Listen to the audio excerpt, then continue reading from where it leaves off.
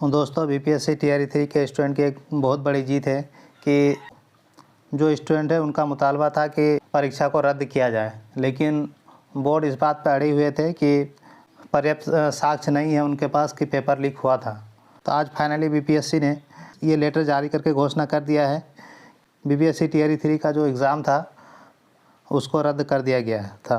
तो इस नोटिस में आप देख सकते हैं कि ये नोटिस है बिहार लोक सेवा आयोग का, और इसमें आप देख सकते हैं कि जो परीक्षा टीआरई 3 की जो परीक्षा है 15 मार्च 2024 को के दोनों पालियों में जो आयोजित की गई थी उस परीक्षा को रद्द कर दिया गया है। तो यहाँ पर आप देख सकते हैं कि दिनांक 15/3/2024 को आयोजित विज्ञापन संख्या 22/2024 के तहत विद्यालय अध्यापक प्रतियोगिता परीक्षा टीआरई 3 के दोनों पालियों की परीक्षा को रद्द किया जाता है।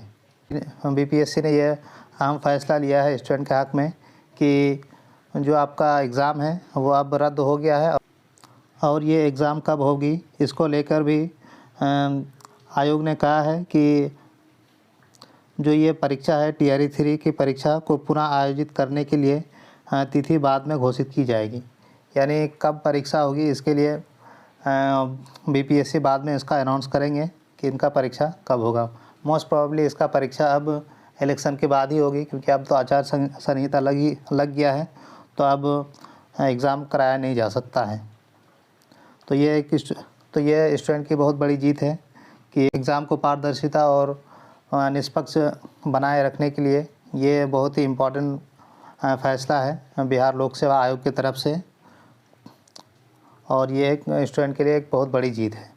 तो आई होप कि आप लोगों को ये वीडियो पसंद आया है। तो अगर वीडियो पसंद आया तो वीडियो को लाइक और चैनल को सब्सक्राइब ज़रूर से कर दीजिए।